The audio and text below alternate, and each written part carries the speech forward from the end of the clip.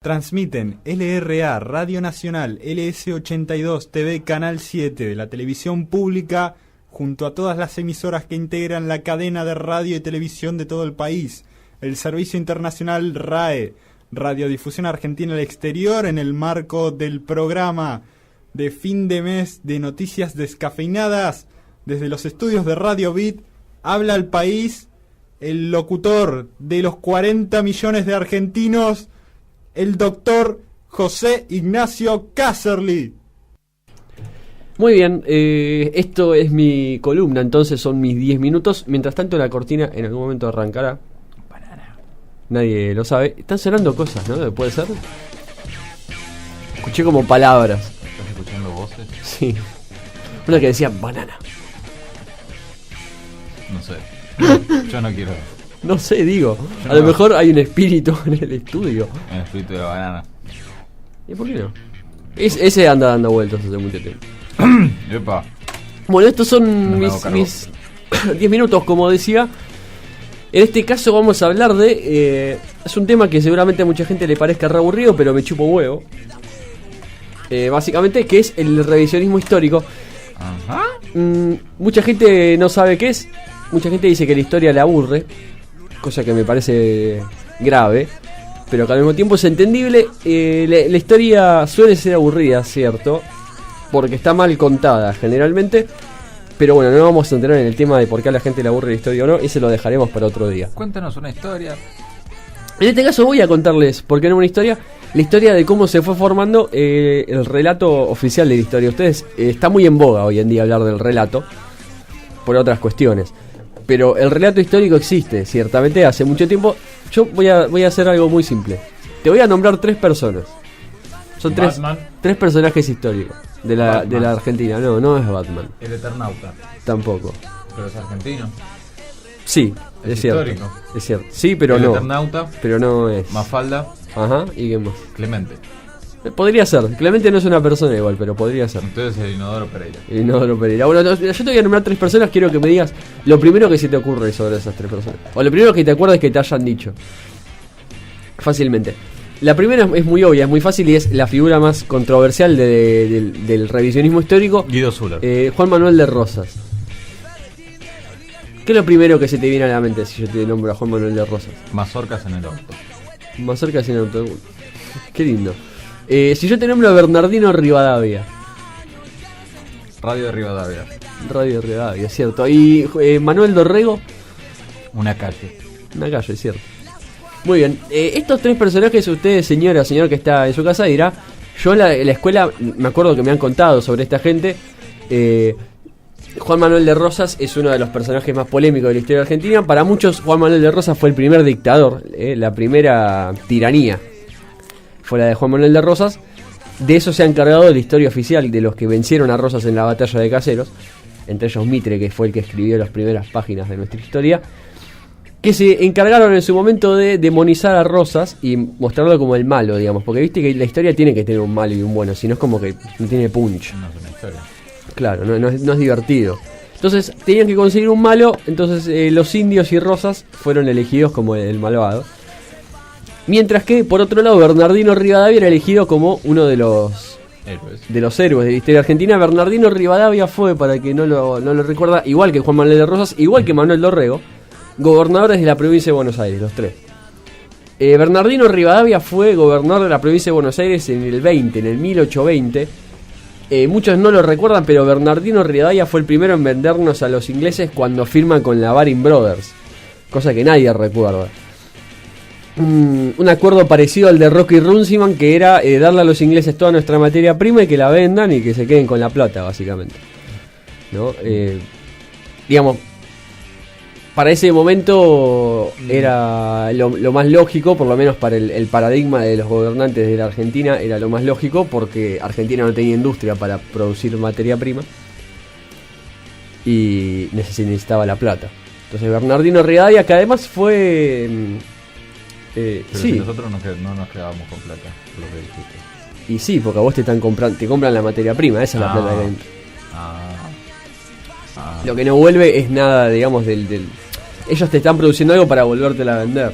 Ajá. digamos. Esa era la lógica de Bernardino Rivadavia. Conocido personaje de todas maneras, todos los que hemos estudiado nos acordamos del nombre de Bernardino Rivadavia, por lo menos.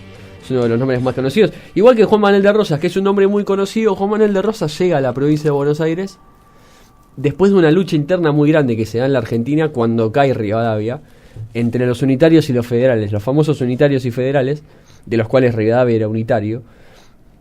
Rosas era federal, supuestamente, pero algunos no, porque había tenido la chance de unir a la Argentina y no lo había hecho en una gran nación, pero Rosas era de los que creía que en realidad las provincias podían autodeterminarse cada una, manejarse por sí mismas, y que el caudillo sea que el caudillo sea el que gobierne cada provincia. Así como en Estados Unidos.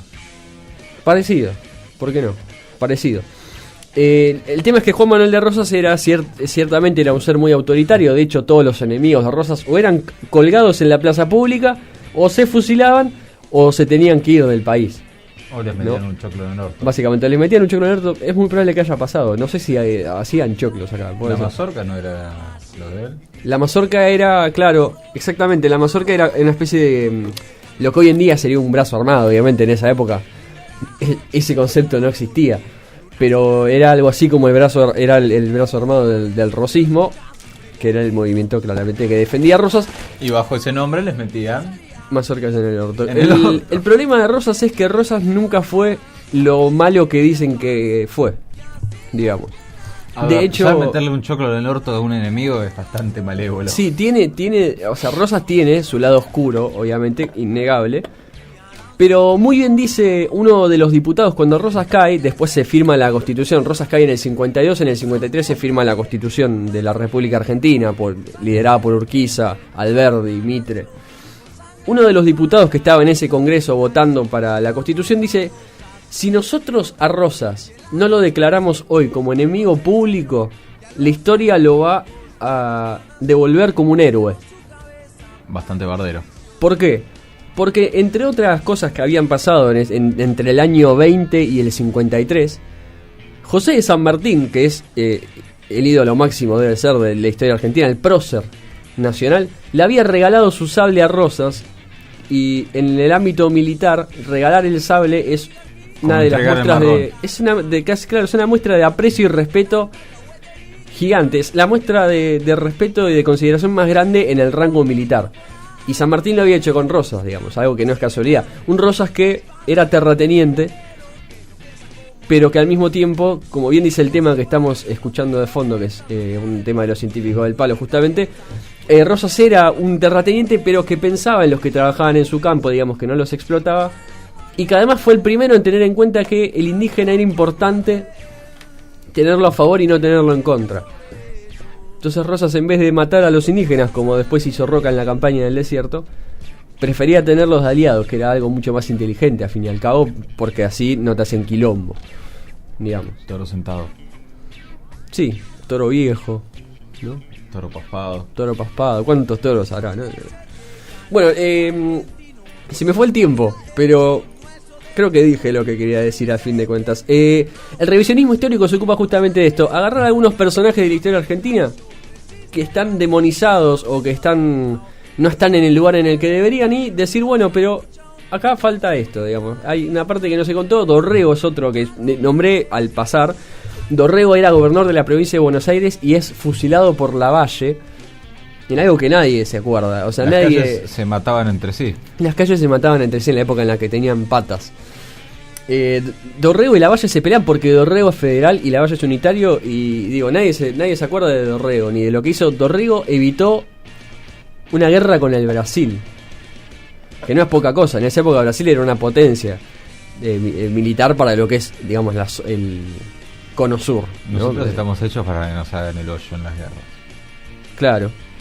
De hecho, Argentina se alió muchas veces con Brasil. Es todo lo que voy a decir. Como en la guerra de la Triple Alianza, otro de los grandes momentos que la historia argentina ha decidido ensalzar cuando fue una masacre, la guerra de la Triple Alianza.